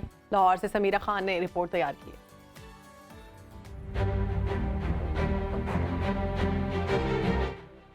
गुज़िश्ता कुछ हफ्तों से लाहौर में अंडर एज ड्राइवर्स के खिलाफ तेज़ी से क्रैकडाउन जारी है, जिसमें अंडर एज ड्राइवर्स को काफ़ी तादाद में हिरासत में लिया जा चुका है और उनसे मोटर बाइक्स लेकर बंद कर दी गई हैं। अब इसी दौरानिए में हेलमेट ना पहनने और वन वे आने पर भी एक्शन तेज़ी से जारी कर दिया गया है। अब जो लोग इसकी वॉयलेशन करते हैं और उन्हें रोका जाता है तो वो मुख्तलिफ और काफ़ी वियर्ड बहाने करते हैं। अच्छा, अब इसका ताल्लुक पढ़े लिखे या अनपढ़ होने से नहीं है, काफ़ी पढ़े लिखे लोग भी इसके वॉयलेशन करते नज़र आते हैं। तो हम ट्रैफिक वार्डन से जानेंगे कि कौन से ऐसे वियर्ड एक्सक्यूजेस उनको सुनने को मिलते हैं जब उन्हें रोका जाता है। हेलमेट किधर है आपका? हेलमेट घर रह गया। मैं कल 2300 रुपये का चलान होया, तो इस करके मैं ये आपसे पूछ रहे हैं कि चलान कहाँ से मैंने ID कार्ड ले। मुझे ये बताओ कि जब आपके ऊपर ऑलरेडी एक चालान हो चुका है, दूसरे चालान का वेट कर रहे थे कि मैं 4000 होंगे तो भरूंगा। नहीं, आप मेरे पास तो दिहाड़ी के पैसे नहीं है, इस टाइम रिक्शा बंद हुआ। जब दिहाड़ी के पैसे नहीं है तो क्यों खिलाफ वर्जी करते हो कानून? खिलाफ वर्जी नहीं, मैं ID कार्ड लेने के लिए आया हूँ यहाँ से। अभी जी हम इनके खिलाफ दोबारा इनको चलान दे रहे हैं, क्योंकि जो हठधर्मी का मुजाहरा करेगा तो फिर डेफिनेटली हम उसको स्पेयर नहीं करेंगे। माल रोड पे तो ये बिल्कुल स्पेयर होने वाला मामला ही नहीं है। क्यों रोका गया आपको? कहाँ जा रहे हैं आप? हेलमेट क्यों यहाँ रखा है? हेलमेट पहना हुआ था, उन्होंने रोक लिया, अब उतार दिए। हेलमेट पहना हुआ तो फिर भी रोक दिया? हाँ जी, लाइसेंस पे रोका, इनके पास लाइसेंस कागजात नहीं थी इसलिए रोका। लाइसेंस अब लर्निंग बनना हुआ है, लर्निंग दिया है उन्होंने, अब बनेगा तो बनवाएंगे। तो उन्होंने टाइम दिया है, मंगवाया मैंने आ जाता।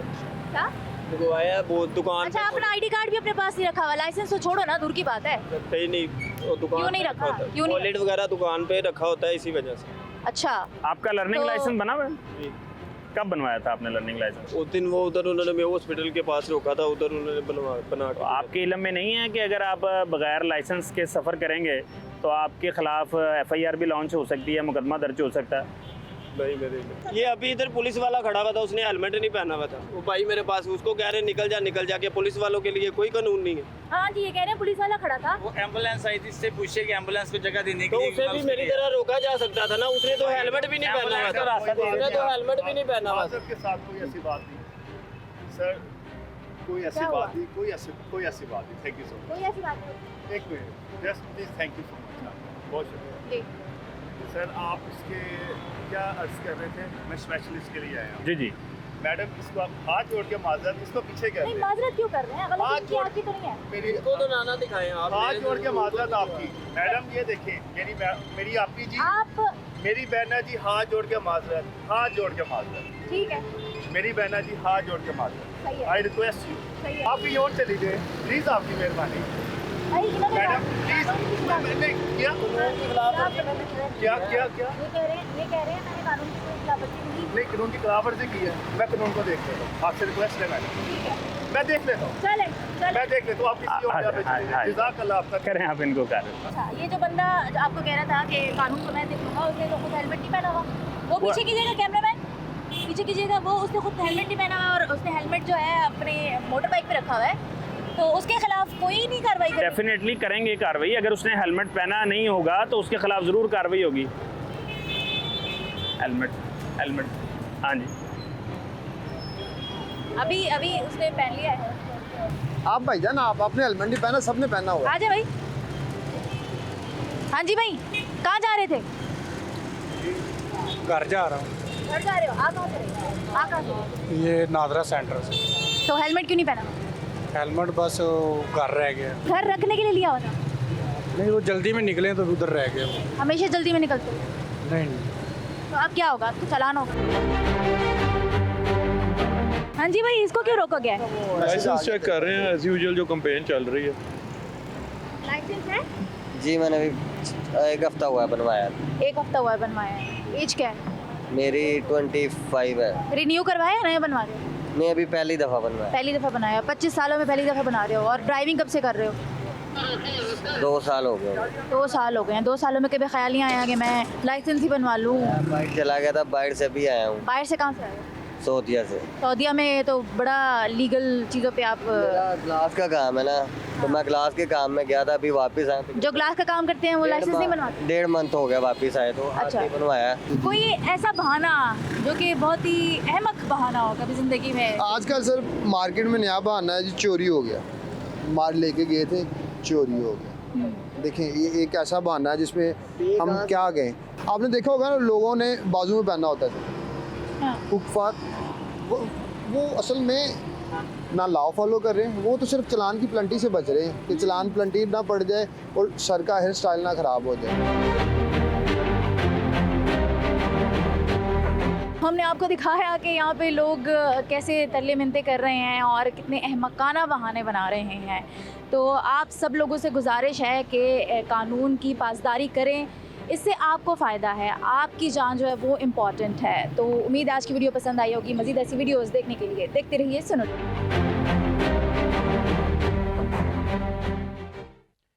तो जी, ये सुनो पाकिस्तान की जानिब से एक आविश है। आई एम श्योर कि हमारे व्यूवर्स भी इसको पॉजिटिव लेंगे कि ये कोशिश हमारी जानिब से की जा रही है बेसिकली इस शाऊर को उजागर करने के लिए कि जब आप रोड पर निकलते हैं तो आप तमाम जो लवाजमात है उन्हें पूरा करें। लाइसेंस वक्ती तौर पे वक्त बनवा के रखें, आपके पास आपके गाड़ी के डॉक्यूमेंट्स होने चाहिए। हेलमेट अगर आप बाइक चला रहे हैं तो वो पहना हो, गाड़ी चला रहे हैं तो सीट बेल्ट आपने प्रॉपर बांधी हो। और basically we were trying to educate people कि आप जो है वो सही मानों के अंदर ट्रैफिक कवानीन को फॉलो करें। 18 साल से पहले आप कोई भी चीज़ मत ड्राइव ना करें, आप कार ड्राइव मत करें, आप मोटरसाइकिल ना करें। किस तरह के हादसात वाक़यात ना ही दिया जाए चलाने के लिए गाड़ी मोटरसाइकिलें, फिर वही हादसात का सबब भी बनते हैं। एक छोटी सी ब्रेक के बाद हाजिर होते हैं।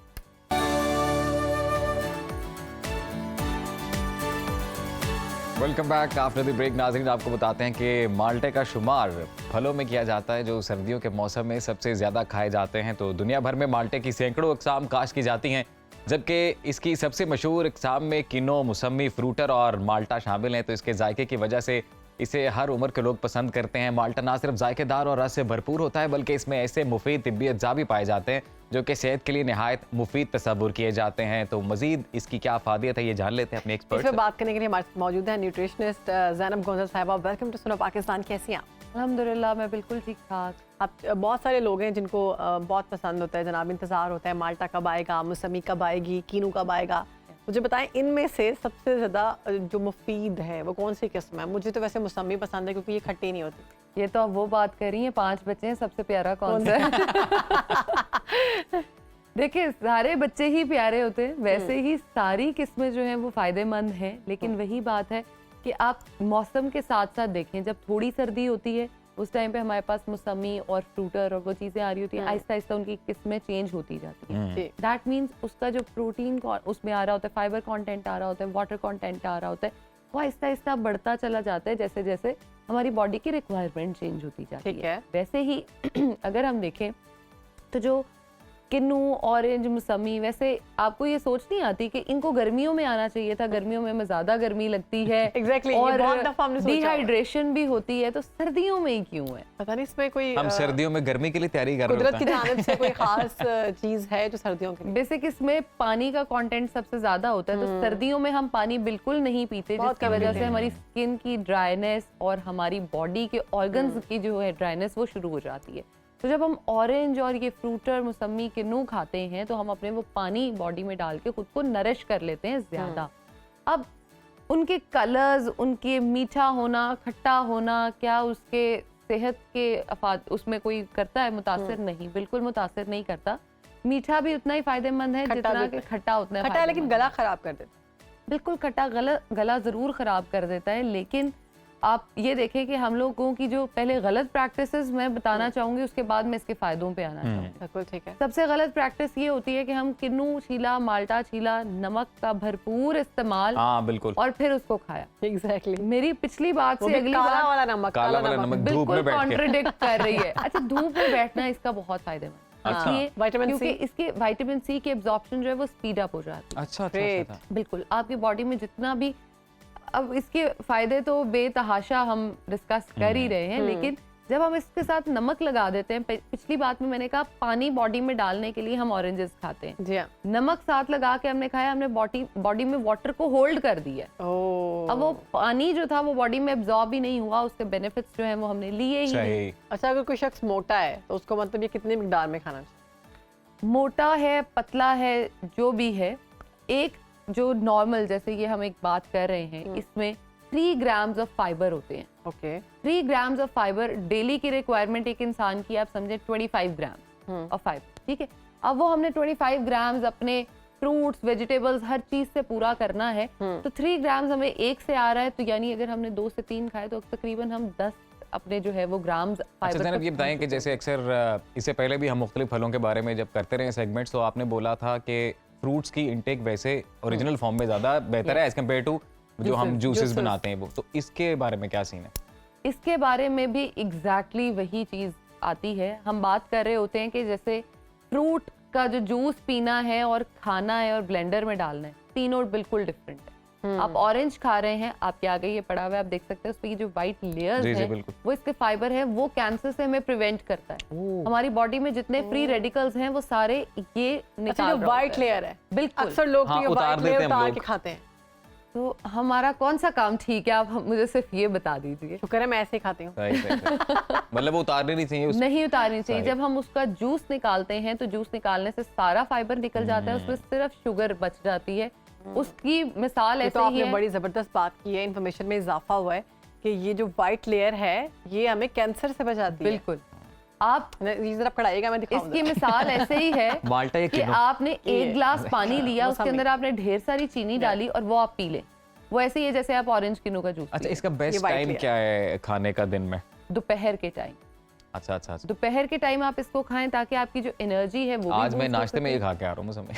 नाश्ते में भी खा सकते हैं, लेकिन नाश्ते में इसलिए कि ये व्हाइट लेयर जो है अगर आप दिन में ज्यादा ले लेंगे तो वो ज्यादा आपको फुलफिल रखेगा, बजाय कि आप दोपहर को अगर ऑरेंजेस खाते हो तो आप अपने आप को फीलिंग ऑफ फुलनेस। और एक टाइम पे कितने खा लेने चाहिए? एक टाइम पे आप 2 से 3 खा सकते हैं नॉर्मली, लेकिन अगर आपको बहुत ज्यादा पसंद है और आपका दिल करता है कि जी हमने बहुत ज्यादा खाने हैं, तो आप 2 सुबह 2 शाम खा सकते हैं। बिल्कुल, अंदर भी होती है जब हम उसको सेपरेट करते हैं। फाइबर की मेडिसिन भी मिलती हैं। बिल्कुल, फाइबर की मेडिसिन मिलती है और इसका सबसे बड़ा अगर फायदा मैं आपको ये बताऊं, इसमें फोलेट मौजूद होता है, जो हमारी ब्रेन डेवलपमेंट में बहुत ज्यादा काम कर रहा होता है। विटामिन बी के हम लोग सप्लीमेंट्स खाते हैं अपनी स्किन को एनहांस करने के लिए। इसमें विटामिन बी भरपूर तरीके से मौजूद होता है। हम इसमें कैल्शियम की मिकदार जो है वो तकरीबन दूध के बराबर मौजूद होती है। तो हमें इसे नमक के साथ लगाकर नहीं खाना चाहिए। आपको इसको वैसे ही कंज्यूम करना चाहिए। और जब जूस बनाते लगता है तो उसके अंदर भी नमक डालते हैं और डिफरेंट चीजें डालते हैं, उसमें क्या करना चाहिए? जूस आपने पीना ही नहीं है। अच्छा ना करें। नहीं पी रहा जूस, मौसमी का भी नहीं। अगर आपने पीना है तो फिर उसका फाइबर कंटेंट उसके अंदर रखना चाहिए, लेकिन वो मुश्किल हो जाता है क्योंकि हम ब्लेंडर्स और उन चीजों में बनाते हैं। तो वो सिर्फ जैसे मैंने पहले कहा, पानी के अंदर चीनी डाल के आप पी लें और ऑरेंज का जूस पी लें, एक ही बात। अच्छा, और ज़ैनब, इसकी अब ये जितनी भी इकसाम है, किनो, माल्टा, मौसमी, व्हाटएवर, ये सब मिक्स करके एक फ्रूट चाट टाइप बना सकते हैं?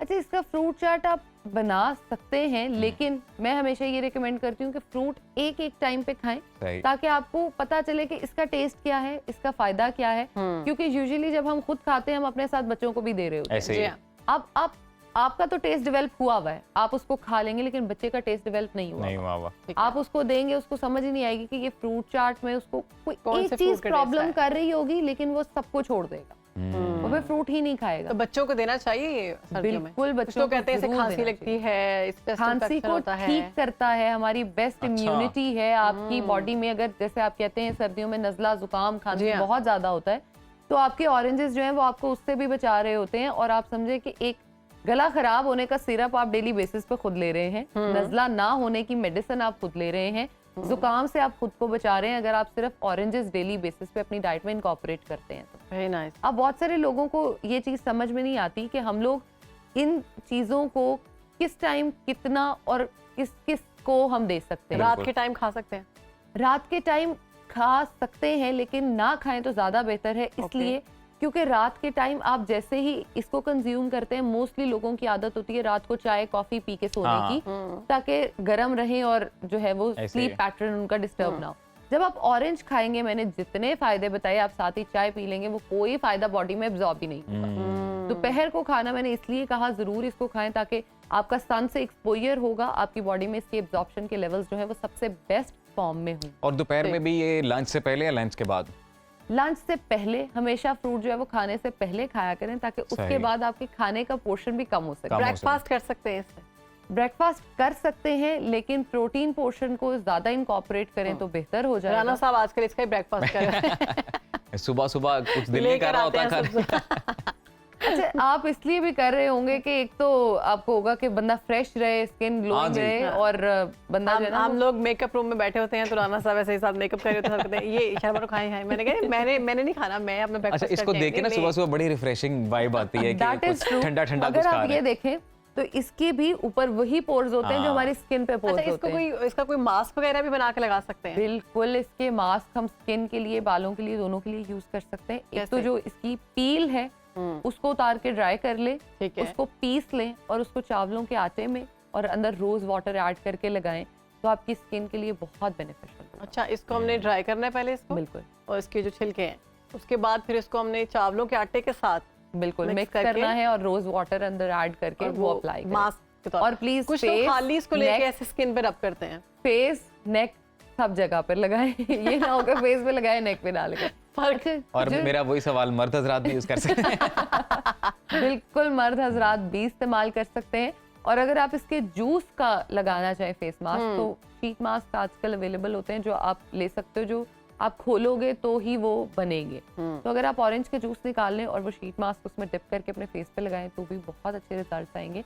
आप ऑरेंज जूस के अंदर एलोवेरा जेल को मिक्स कर लगा सकते हैं। वो आपकी स्किन को सूद करेगा। जैसे बहुत सारे लोग कहते हैं कि जी मेरी बड़ी स्किन ड्राई होना शुरू हो जाती है विंटर्स में, लिप्स फटना, आपकी स्किन का ड्राई होना, आंखों के जो है वो लाइंस का ज्यादा प्रोमिनेंट होना, तो आप उनको यूज कर सकते हैं। मैं इसको सोच रही हूँ, मेरे गला लगता है खटास आ गई। अच्छा, जैसे कुछ लोग ना उसको पील ऑफ करके तो वो इसी सिचुएशन मतलब इसी हालत में इसको ऐसे लगाते हैं, रब करते हैं। अच्छा, आप Is इसको it रब कर सकते हैं। अच्छा, क्यों रब कर सकते हैं? क्योंकि जब हम इसकी इंटरनल लेयर देखते हैं, जैसे मैंने पहले बताया स्किन पोरस है हमारी तरह, तो आप पोरस स्किन को ही जब उस पर मलते हैं तो वो आपकी स्किन को टैन जो हुआ होता है पूरे साल का गर्मियों का, उसको रिमूव करने में भी हेल्पफुल होती है। और उसके साथ हम लोगों की ऑफ कोर्स हमेशा का शौक ग्लोइंग स्किन और गोरा रंग। तो गोरा रंग आप ऑरेंज मौसमी किन्नू खाकर भी हासिल कर सकते हैं और लगाकर भी हासिल कर सकते हैं। ओके। अब बहुत सारे बच्चों को हम ऑरेंज किन्नू मौसमी नहीं खिला रहे होते तो वो थ्रू आउट लाइफ नहीं खाते। मैंने बहुत सारे पेशेंट्स अपने देखे हैं जिन्होंने आज तक कभी ऑरेंज टेस्ट ही नहीं किया, सही, उनको टेस्ट का ही नहीं पता। ये हमारे जो पेरेंट्स हैं, ये उनका जिम्मेदारी है, फॉल्ट आ रहा होता है। आपने जब भी करना है, बच्चे छोटे हैं, 1 साल से ऊपर बच्चे को आप सभी फूड्स जो हैं उनको टेस्ट कराएं, जरूर दें। अच्छा, बच्चों को तो आप एक जो इसका एक पीस है, हाँ, उसके बीज निकाल कर आप स्लाइस जो है वो दे दें, बच्चा सुकून से मजे से खा लेता है। इसकी और भी कोई मजेदार डिशेस बनती हैं जिनमें हम यूज कर सकें? बिल्कुल, ऑरेंज के हम पायस जो हैं वो खाते हैं, उसके अलावा डिलाइट्स बनते हैं ऑरेंज के, उसके अंदर ऑरेंज की स्लाइसेस और जो फाइबर का हम लोग वो देख रहे होते हैं, उसका जो पल्प आता है वो हम देख रहे होते हैं, वो बड़ा अच्छा लगता है। ये जो जूसेस भी मिलते हैं पल्प ही ऑरेंज, हाँ उसकी हम बात नहीं कर रहे। एकदम से एक्सप्रेशन चेंज हुए हैं। देखिए, अब एक नेचुरल और इतने मजे की वो चीज चल रही है अंदर, आप एक आर्टिफिशियल चीज को डालेंगे। बच्चों के लिए आपने कहा जूस नहीं पीना चाहिए, और ये जो फाइबर, कुछ लोग ऐसा करते हैं कि इसको सिर्फ लाइक जिसका जूस उसका ऊपर वाला छोड़ देते हैं। ऊपर वाला छोड़ देते हैं। अच्छा, ऊपर वाला छोड़ देना 1 बार 2 बार के लिए ठीक है अगर आप कर भी लें, लेकिन बच्चे ऐसा करते हैं। बच्चों में देखें, मैं कहती हूँ कि बच्चा जिस तरह जो चीज खाता है ना, खाने दें, उसको खाने दें, एटलीस्ट खाने दें। उसके प्रैक्टिसेस में बार बार इंटरफेरेंस ना करें। डायबिटिक पेशेंट खा सकते हैं? बिल्कुल, डायबिटीज इससे आप बहुत अच्छी कंट्रोल कर सकते हैं। अपने ब्लड प्रेशर के जो लेवल्स हैं आप उनको मैनेज कर सकते हैं, मेंटेन कर सकते हैं, अगर आप नमक लगाए बगैर खाएंगे तो। अच्छा ज़ैनब, ये बताएं कि आप चूंकि माहिर ग़िज़ाइयत हैं, तो अक्सर ये होता है कि मैं जब खरीदने चला जाऊँ किन्नो माल्टा वगैरह कुछ भी, मेरे साथ तो उल्टा हो जाता है, मौसमी बिलखुसूस कि वो मैं जब भी खरीदता हूँ ना वो खट्टी या कुछ इस तरह की। मुझे लगा आप दर्जन को किलो कहते होंगे। मैंने किलो बोल दिया? नहीं बोला। अब वैसे मार्केट में किलो के हिसाब से भी मिलते हैं। अच्छा, मैं ये मेरा सवाल ये था कि इसकी जो आउटर लुक है उसको देख के कैसे पहचाना जा सकता है कि यार हाँ ये वाली मौसमी ठीक है और ये वाली जो है ना थोड़ी। देखिए, मसला ये है कि मेकअप तो सब कुछ ही संवार सकता है, तो उसको वो मेकअप कर ही रखते हैं। अक्सर हम मौसमी बाय करते हैं तो हम देखते हैं जब आउट ऑफ सीजन हो जाते हैं तो वो हाफ ड्राई होते हैं नीचे से। हाँ। आप उसको ऊपर से देख के कभी भी ये जज नहीं कर सकते। आप जाहिरी शक्ल पे मत जाएं, आप सीरत देखें। हाँ, उसकी बातनी पे जाएं और दुआ करें अल्लाह से कि वो अच्छा हो और आप उसको। और all that glitter is not gold. Exactly. अच्छा, इसमें ये है कि आप ये कर सकते हैं कि जो फ्रूट सीजन का है उसको खाएं। जैसे मौसमी आउट ऑफ सीजन जब होना शुरू हो जाता है तो उसको खाना छोड़।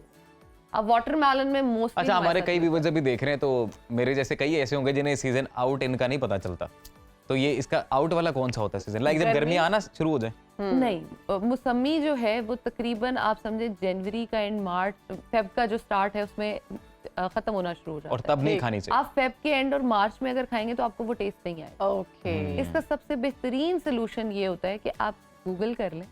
गूगल हर चीज बता आप इसको सीजन में एंजॉय करें। बहुत शुक्रिया ज़ैनब गोंदल साहिबा हमारे साथ मौजूद थी और आप हमें कीनू, माल्टे और मौसमी की अफादियत के हवाले से बता रही थी। उम्मीद है कि कीनो डाइट, उम्मीद है कि आपने भी इसे एंजॉय किया होगा और आप भी इससे बहुत कुछ हासिल करेंगे कि ज़्यादा नहीं खाना, नमक लगा के नहीं खाना, जूस नहीं पीना।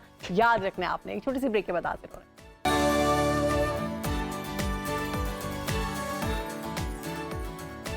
और हम बात करेंगे उस टॉपिक की जो बड़ा मसला बन चुका है, डिजिटल फ्रॉड हो रहे हैं अजीम हर तरफ। आपके साथ कभी हुआ है डिजिटल फ्रॉड? जी, लेकिन मैंने अपने इर्द गिर्द काफी लोगों को इसका शिकार होते देखा है। एग्जैक्टली, मैंने भी। और आए रोज हम शिकायत देख रहे होते हैं कि फलां जगह से हमारे साथ ये हुआ, फलां ऐप ने हमारे साथ ये कर दिया, हमने कर्जा लिया और फिर उसके बाद हमें थ्रेट किया जा रहा है। तो पाकिस्तान में इंटरनेट और सोशल मीडिया के बढ़ते हुए असरात के साथ साथ ये चीज़ भी सामने आ रही है, डिजिटल फ्रॉड भी सामने आ रहा है। तो इसी पर बात करेंगे। हमारे साथ मौजूद हैं आज law expert Zain Qureshi. Welcome to Suno Pakistan. जी, थैंक यू सो मच, बहुत शुक्रिया। कैसे हैं ज़ैन, आप ठीक हैं? जी बिल्कुल ठीक। अच्छा ज़ैन, आपसे सवाल करने से पहले मैं अपने व्यूवर्स को ये बता दूं कि इस सेगमेंट में वो कॉल भी कर सकते हैं, नंबर टीवी स्क्रीन पर आएगा। और आप अगर ऐसी किसी फ्रॉड का शिकार हुए तो साइबर लॉ एक्सपर्ट हमारे साथ हैं, आप रेमेडी पूछ सकते हैं। तो ज़ैन, सबसे पहले तो हमारे व्यूवर्स के लिए कि डिजिटल फ्रॉड किस किस किस्म के हो सकते हैं और कैसे बचा जाए? देखिए जब हम डिजिटल फ्रॉड्स की बात करते हैं तो इसमें 2-3 कैटेगरीज हैं। फाइनेंशियल फ्रॉड्स की हम जब भी बात करते हैं तो एक तो फ्रॉड हमने रिसेंटली देखा जहाँ पे लोगों को लोन एप्लीकेशंस के थ्रू फंसाया जाता था, जहाँ पे उनको बताया जाता था कि जी आप लोन हमसे हासिल करें, और उसके बाद क्या होता था, वो ट्रैप कैसे होते थे कि जैसे ही वो एक्सेस देते थे एप्लीकेशन को, तो वो एप्लीकेशन डायरेक्टली जो थी उनकी पिक्चर्स को, गैलरी की जो डाटा था उसको एक्सेस कर लेती थी। बाद में उनके जो कॉन्टैक्ट लिस्ट तक भी एक्सेस हासिल कर लिया जाता था। उसके बाद उनकी कॉन्टैक्ट के अंदर जो लोग होते थे उनके साथ वो जो थे कांटेक्ट में चले जाते थे और इस तरीके से उनको ब्लैकमेल किया जाता था, जिस शख्स का भी डाटा जो था वो हैक हो जाता था या एक्सेस के पास चला जाता था। कोई चीज़, मेरा सवाल है, हम ऐप जब हम करते हैं डाउनलोड तो ऊपर बताते हैं वो कि आपका तमाम डेटा ये वो सेफ नहीं है, वो हम एक्सेस ले रहे हैं, पूछते हैं, इजाज़त लेते हैं, तो ऐसी कोई चीज़ ऐसा होता है या इसके बगैर भी अब चीज़ें शुरू हो चुकी हैं? देखिए जो पॉपुलर एप्लीकेशंस हैं जो कि बहुत फेमस हैं वहाँ पे इस किस्म के केसेस नहीं देखे जाते। जो अगर होता भी है तो बड़ा रेयर सुनने में आता है जो इस किस्म के मामला हों कि किसी की तस्वीरें उसको भेजी जा रही हो और उसको ब्लैकमेल किया जा रहा हो। अगर आप पैसे मिसयूज जो है, हमने पॉपुलर एप्लीकेशन में कभी ऐसी चीज़ नहीं सुनी, ना देखी है, ना कोई कभी किसी शख्स के साथ ऐसा कभी कोई मामला हुआ होगा। लेकिन जो ऐसी एप्लीकेशंस थी जहां पे लोगों को इस तरीके से ट्रैप कर लिया जाता था, ना तो उन्होंने कभी उनका नाम सुना होता था, वो सिंपली उसको डाउनलोड करते थे, उसके बाद उनके साथ ये फ्रॉड शुरू हो जाते थे। दूसरी कैटेगरी जो फाइनेंशियल फ्रॉड्स की है वो ये है कि वहाँ पे लोगों को ट्रैप इस तरह किया जाता है कि मिसाल के तौर पे आपके पास एक मैसेज आ जाएगा और आपको एक नंबर से कॉल आएगी, जी गलती से ये आपके पास कोड आ गया है, और जो ही आप वो कोड उनको वापस भेजेंगे तो आपके अकाउंट के अंदर एक इलीगल ट्रांजैक्शन हो जाएगी।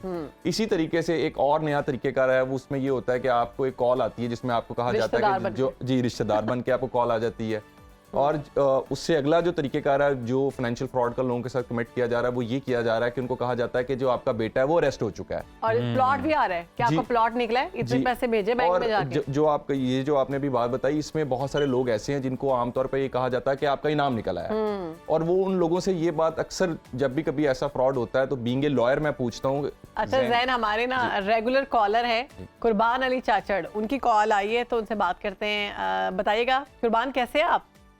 जी अल्लाह पाक एहसान। अस्सलाम वालेकुम, गुड मॉर्निंग। वालेकुम अस्सलाम, गुड मॉर्निंग। जी कुर्बान बताएं क्या सवाल है आपका?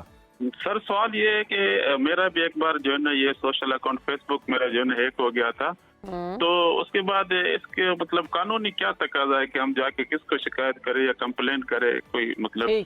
Good question. Sorry, what was the question? वो कह रहे हैं जी कि कानूनी तरीकाकार क्या अपनाया जा सकता है अगर फ्रॉड हो जाए? अच्छा, अगर अकाउंट हैक हो गया, अच्छा इसमें देखिए गुजारिश ये है कि जब भी आपके साथ साइबर क्राइम हो, जैसे आपके अकाउंट हैक हो गया है या उसका कोई इलीगल इस्तेमाल किया जा रहा है, जब भी साइबर क्राइम हो तो उसकी जो कानून के अंदर जो जुरिस्डिक्शन है जो बताई गई है वो FIA साइबर क्राइम सर्कल के पास है, और जो भी केस रजिस्टर्ड होता है वो under the prevention of electronic crimes act 2016 के तहत रजिस्टर्ड होता है। ओके अच्छा, अगर किसी की पिक्चर्स मिसयूज की जाती हैं, अब तो AI का जमाना है, तो ये बहुत ज्यादा आम हो रहा है और डीफेक भी कहा जाता है, और उसके अलावा वीडियोस भी इस तरह के बनाई जाती हैं किसी के नाम से, वो ओरिजिनल हैं या नहीं, इसकी क्या मतलब इस पे कोई कार्रवाई होती है, कोई सजा है? जी बिल्कुल, ये बहुत अच्छा आपका क्वेश्चन है कि अगर कोई शख्स किसी की तस्वीरें एडिटेड करके तैयार कर लेता है, फेक तस्वीरें तैयार कर लेता है, या फिर उस तस्वीर को किसी और डिस्क्रिप्शन के साथ जो है वो वायरल करने की कोशिश करता है, किसी की शख्सियत को मजरूह करने, अगर तो देखें कोई ऐसी तस्वीर लगाई गई है जो कि नाजेबा नहीं है, तो उस हवाले से जो सेक्शन है prevention of electronic crimes act में वो सेक्शन 24 है जिसे साइबर स्टॉकिंग कहते हैं, इसमें सजा 3 साल है। सही। अगर वो तस्वीर जो है वो नाजेबा है, ऑब्जेक्शनेबल है, या किसी ने एडिट करके तैयार की हुई है, तो उसमें सेक्शन 21 है, offence against the modesty of a natural person, इसमें सजा 5 साल है। और मैं ये गुजारिश करना चाहूँगा कि ये जो दोनों कैटेगरीज के हवाले से जो मैंने भी बताया, इसमें आमतौर पे जो सबसे बड़ी गलती विक्टिम्स के साथ ये होती है, वो जब ऐसा काम कोई उनके साथ किया जा रहा होता है तो वो आमतौर पे डर जाते हैं, बिल्कुल वो बताते नहीं है, लेकिन ऐसे केसेस के अंदर फौरी तौर पे जो काम करने वाला होता है वो ये सकते हैं। जी बिल्कुल, आप रिपोर्ट करें उस केस को। कैसे रिपोर्ट? देखिए साइबर क्राइम का कोई भी केस है उसमें सबसे इंपॉर्टेंट बात है कि पहले आपने एविडेंस को प्रिजर्व करना है। अगर आपके पास एविडेंस आ गया उसको डिलीट मत करें, वो आपके पास उसके वो आपके पास सेव रहना चाहिए। और दूसरा काम ये कि जब एविडेंस आ गया और आपको एक शख्स ब्लैकमेल कर रहा है, अगर आप उसको पैसे भेजते रहेंगे या ब्लैकमेल होते रहेंगे उसका कोई फायदा नहीं है। उसको फौरी तौर पे आपने रिपोर्ट करना है। और जो जुरिस्डिक्शन है ऐसे केसेस को रिपोर्ट करने की, वो FIA साइबर क्राइम सर्कल के पास के अंदर आप जाकर रिपोर्ट कर सकते हैं। अगर ये कि जो ऑफेंडर है जो कर रहा है इस तरह की हरकत, वो मुल्क से बाहर कोई IP एड्रेस यूज कर रहा है, वो मुल्क में नहीं है, बाहर के किसी कंट्री से हो रहा है, तब पाकिस्तान का लॉ है जो आपको प्रोटेक्ट करेगा। देखिए ऑब्वियसली अगर किसी पाकिस्तानी शख्स को विक्टिमाइज किया जा रहा है तो वो इस लॉ के तहत रेमेडी अवेल कर सकता है। अब इसमें जो बात आपकी नेक्स्ट क्वेश्चन है कि क्या वो अगर कोई शख्स IP एड्रेस के थ्रू कर रहा है, किसी मोबाइल नंबर के थ्रू कर रहा है, देखिए क्योंकि हमारा शो का टाइम बड़ा लिमिटेड है, लेकिन इसको मैं एक ही बात से सम अप करूंगा कि every digital evidence is traceable. जब भी आप कोई ऐसी हरकत करते हैं जिसमें आपने कोई चीज ऑनलाइन प्लेटफॉर्म्स पे की हो, तो दैट इज इजीली ट्रेसेबल। वो कैसे ट्रेसेबल होती है, वो क्या डिफरेंट क्योंकि इसमें एक वर्ड इस्तेमाल होती है that is reconstruction of a crime scene.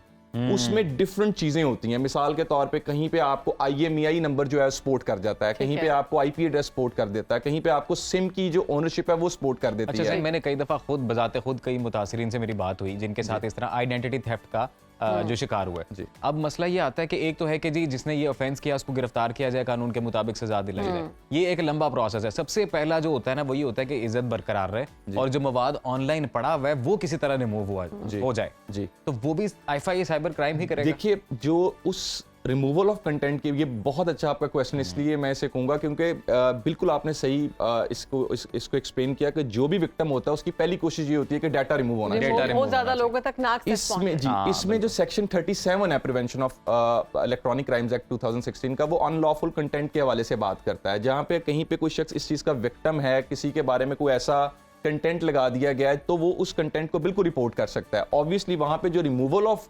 Content की जो रिस्पॉन्सिबिलिटी है वो PTA के पास है। PTA जी, तो इसमें एक गुजारिश यही है कि कैसे किया जाए। देखिए इसमें ऑब्वियसली जो सेक्शन 37 के तहत अगर आप कहीं पे एप्लीकेशन दे रहे हैं, जैसे मिसाल के तौर पे आप विक्टिमाइज हो गया, आपका डाटा अपलोड हो गया, तो वहीं पे जहां आप एप्लीकेशन में लिख रहे हैं कि इस शख्स के खिलाफ कार्रवाई की जाए, तो उसी एप्लीकेशन में भी आप प्रे जो है ये करें कि ये डाटा जो है इसको रिमूव किया जाए। अदालत हिदायत जारी करे PTA को कि वो ये डाटा देखिए ऑब्वियसली आप उस इन्वेस्टिगेटिंग इदारे से भी रिक्वेस्ट कर सकते हैं, लेकिन अगर कल को आपको लगता है कि आपका वो जो उस चीज को रिमूव नहीं किया गया, तो ऑब्वियसली आप कोर्ट के पास भी डायरेक्शन के लिए जा सकते हैं। पर्सनल इंफॉर्मेशन जो अगर लेकिन ये चीज जो इंपॉर्टेंट है, मैं रेलिवेंट सेक्शंस इसलिए साथ साथ बता रहा हूँ क्योंकि बाज़ औक़ात होता ये कि हम समझते हैं कि कानून में रेमेडी अवेलेबल रेमेडी नहीं है। तो मैं सेक्शंस इसलिए रेलिवेंट साथ साथ बता रहा हूँ कि जो लोग भी ये शो को देख रहे हैं वो इन सेक्शंस को भी पढ़ सकते हैं और इसके थ्रू वो मदद भी ले सकते हैं। अगर कोई किसी की पर्सनल इंफॉर्मेशन जैसे ये एप्स के थ्रू ले रहा है तो उसकी क्या सजा है? देखिए इलेक्ट्रॉनिक फ्रॉड अगर कोई शख्स कमिट कर रहा है, लेट्स सपोज इलेक्ट्रॉनिक फ्रॉड, पहले तो मैं आसान लफ्जों में बताऊं ये होता क्या है। कोई भी शख्स इंफॉर्मेशन सिस्टम का अगर इस्तेमाल करता है रॉन्गफुल गेन हासिल करने के लिए। हमारे कॉलर हैं इमरान फैसलाबाद से, उनसे बात करते हैं। अस्सलाम वालेकुम इमरान, कैसे हैं आप? हाँ जी वालेकुम, ठीक ठाक जी। इमरान कहिएगा क्या आपका क्वेश्चन है? भाई जी हम ना कारोबार करते हैं फैसलाबाद में, मेरे एक फ्रेंड हैं, तो उनको ना मुल्तान FIA से नोटिस आया हुआ है। अच्छा, 314 के तहत जी।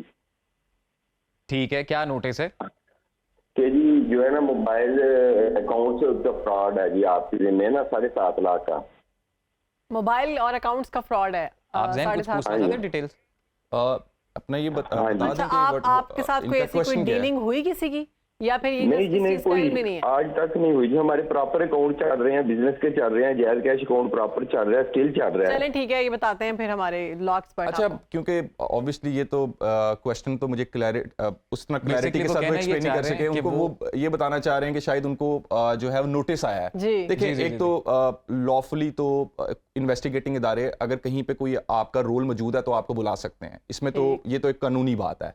अब इसमें आमतौर पे जो एक बड़ी इंपॉर्टेंट चीज़ है, जैसे उन्होंने एंड पे बात को ख़त्म करते हुए बताया कि हमारा बिजनेस है उससे ही रिलेटेड, सिम से रिलेटेड है, तो यहाँ पे इनको ये चेक करना चाहिए कि जो इनकी सिम है कहीं पे वो उसका कोई इस्तेमाल गलत तो नहीं हुआ।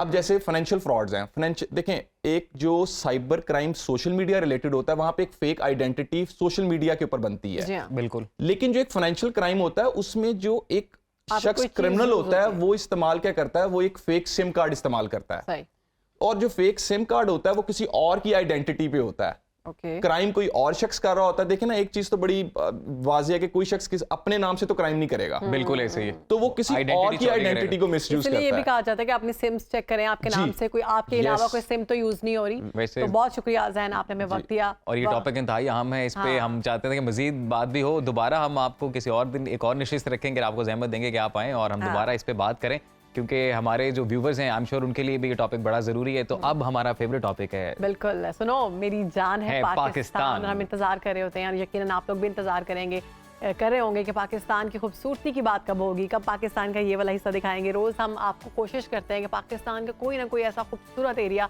जो आपने देखा है या नहीं देखा तो उसकी आपको सैर करवाएं थ्रू सुनो बिल्कुल। आज हम आपको सिंध के शहर खैरपुर मेरठ में मौजूद 200 साल जो कदीम फैज महल है उसके बारे में बता रहे हैं, तो आइए देखते हैं।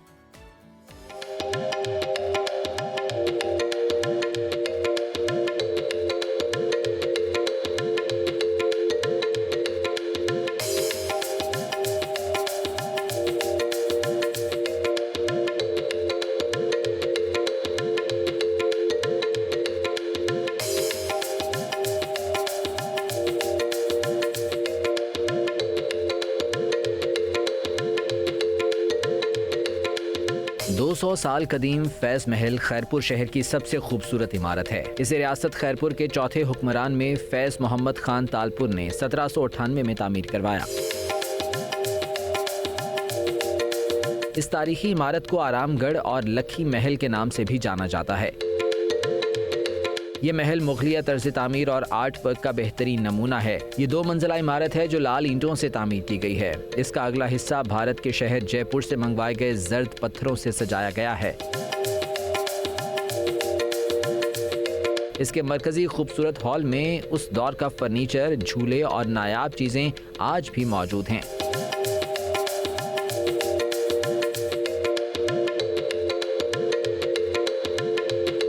यहाँ दरवाज़ों और खिड़कियों समेत तमाम चीज़ें दियार, सागवान, परतल और चलगोज़े की लकड़ी से बनी हुई हैं। इसकी दीवारों पर तालपुर हुक्मरानों समेत उन अहम शख्सियात की तस्वीर आवेज़ा हैं जिन्होंने इस महल का दौरा किया। महल के आगे मुगलिया तर्ज का खूबसूरत बाग मौजूद है जो तकरीबन 20 एकड़ अराजी पर फैला हुआ है। इस महल की बनावट और फन्ने ताबीर की महारत को देखकर कोई भी शख्स इससे मुतासिर हुए बगैर नहीं रहता। ये ऐसा हसीन महल है जो आज भी देखने वालों को अपने सहर में मुब्तला कर देता है।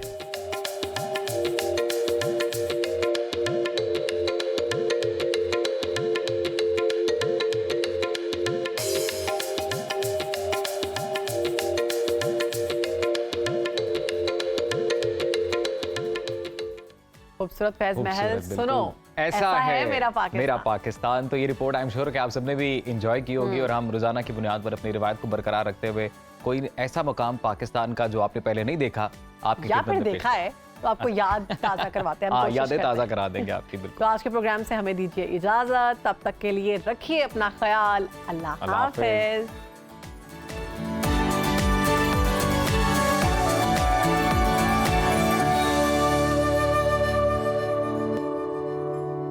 आप कहीं भी हो, वक्त कोई भी हो, बाखबर रहिए दुनिया के हालात व वाक़यात से। अभी सब्सक्राइब कीजिए सुनो न्यूज़ के YouTube चैनल को और क्लिक करें बेल आइकन को ताकि आप हमेशा बाखबर रह सकें।